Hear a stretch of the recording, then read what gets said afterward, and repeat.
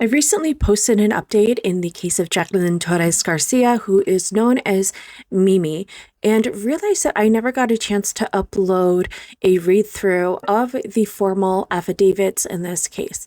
Now, the affidavit that led to the arrest for Mimi's mother, the mother's boyfriend, and Mimi's aunt is 17 pages long. So this is going to be in a few parts, but I wanted to read through it because it has all of the details of what occurred, what the defendants spoke to police about. And I will say this document has some very deeply disturbing information. I am going to give a forewarning on if you're listening to this affidavit, there's going to be discussion of child abuse in this case and what they put Mimi through before she passed away. So how I go about reading these affidavits and criminal complaints is instead of commenting on any of it along the way, because I would have so much to say about these people, I'm simply going to do the read through word for word of what it says. Now, when it comes to identifying Jaqueline, I will refer to her as Mimi. It helps because that's what she was known to by her loved ones, as well as the fact that her aunt has the same name as her. So it helps kind of differentiate between the two of them. So that's the only change I will make is I will make sure that I'm identifying her as Mimi in the documents. So let's get straight into part one. The affidavit is from October 12th, 2025, and it states that this is Detective James McEwen, a police officer for the town of Farmington, Connecticut, and he has been a sworn police officer in the state of Connecticut since September of 1988. And the following facts and circumstances are stated from personal knowledge, observations, investigation, or information received from fellow officers acting in their official capacity. On October 8th, 2025, the New Britain Police Department received an anonymous tip concerning the location of a possible dead body on Clark Street in New Britain. New Britain Police Department responded and found the deceased in a plastic bin behind 80 Clark Street in New Britain. The deceased was in advanced stages of decomposition. New Britain Police conducted their investigation under case number, and then it lists the case number. On October 9th, 2025, at approximately 9:30 hours, the Farmington Police Department was contacted by Inspector Forrest Bulow, apologies for butchering any names, of GA 18, that the remains of a deceased body had been located behind 80 Clark Street in New Britain on October 8th, 2025.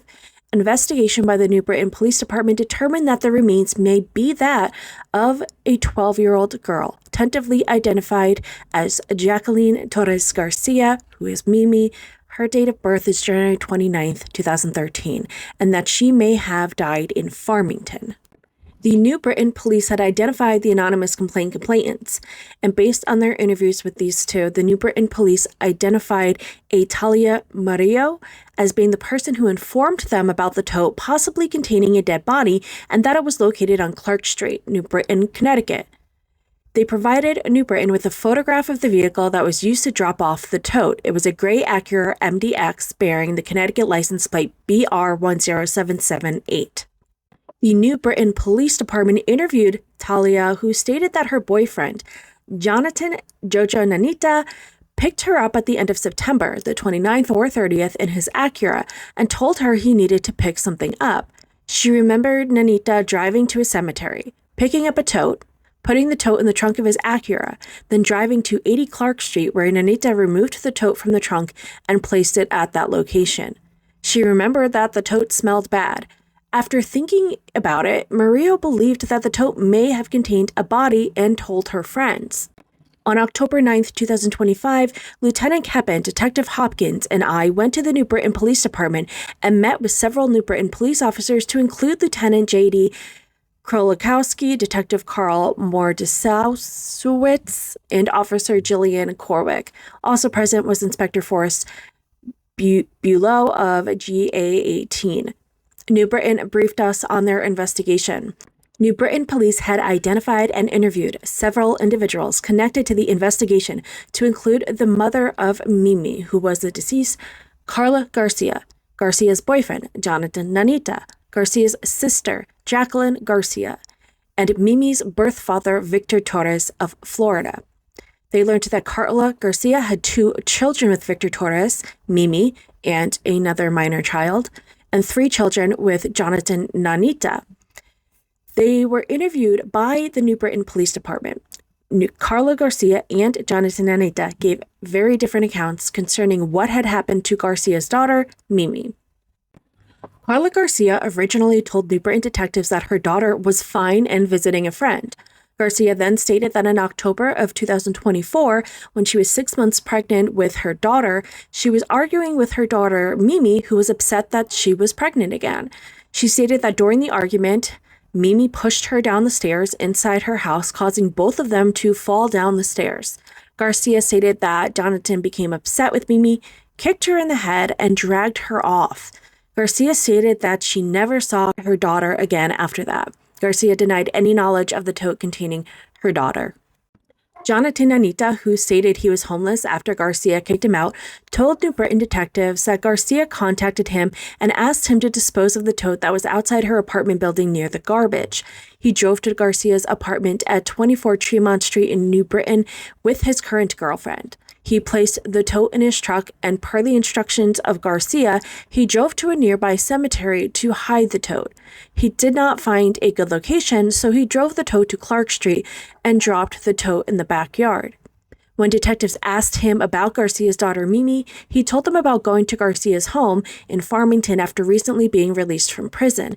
He stated that when he arrived at the Wellington address, he noticed a lot of blood on the walls and floor by the stairs. He asked Garcia about the blood, and she told him not to worry about it and that she would clean it up. He stated the next day everything was cleaned. Nanita told detectives that when he asked Garcia about her daughter Mimi, she told him not to worry about it. Nanita told detectives that he did not see Mimi after that day. The New Britain police had located and seized the vehicle suspected as being used by Nanita to transport the tote bin from 24 Tremont Street, New Britain to 80 Clark Street, New Britain. The vehicle, an Acura MDX, bearing misuse Connecticut registration plate BR10778, was located in front of 24 Tremont Street, New Britain, Connecticut. A search and seizure warrant for the Acura was executed on October 10, 2025. Located inside of the Acura was a pair of male denim pants, which had a red blood-like substance on the thighs that field test positive for blood. Also located on the floor of the trunk lining were small granules of white powder. On October 9, 2025, at 9:30, Detective Paul O'Connor of the New Britain Police Department attended the autopsy of the remains located in the tote behind 80 Clark Street in New Britain, Connecticut, at the office of the Chief Medical Examiner. Detective Martin of the Farmington Police Department later joined the autopsy in progress. The autopsy was conducted by Dr. Melissa Pasquale-Stiles. Detective O'Connor reported that the autopsy began with the opening of the 40-gallon tote container and the removal of a white laundry basket containing a multicolored comforter and bed sheets. Inside the comforter were plastic trash bags containing human remains. This is going to be the end of part 1. Make sure you're following me, and I will see you over in part 2, where we will immediately continue this affidavit.